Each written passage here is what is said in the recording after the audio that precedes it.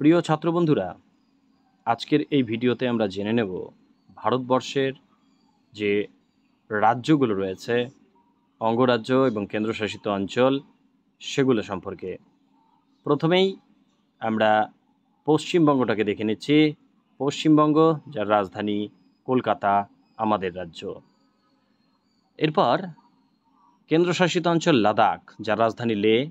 জম্মু কাশ্মীর, যার রাজধানী শ্রীনগর। হিমাচল প্রদেশ, যার রাজধানী সিমলা। পাঞ্জাব, রাজধানী চণ্ডীগড়। উত্তরাখণ্ড, রাজধানী দেরাদুন।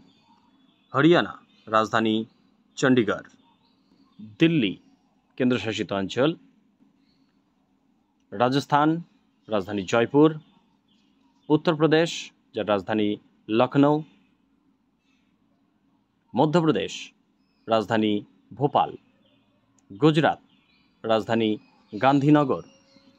মহারাষ্ট্র, রাজধানী মুম্বাই। গোয়া, রাজধানী পানাজি। কর্ণাটক, রাজধানী বেঙ্গালুরু। কেরল, রাজধানী তিরুবনন্তপুরম। তামিলনাড়ু, রাজধানী চেন্নাই।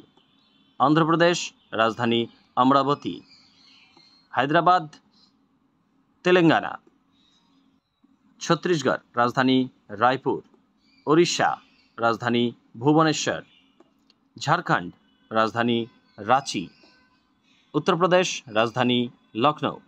বিহার, রাজধানী পাটনা। পশ্চিমবঙ্গ, রাজধানী কলকাতা। সিকিম, রাজধানী গ্যাংটক। আসাম, রাজধানী দিসপুর।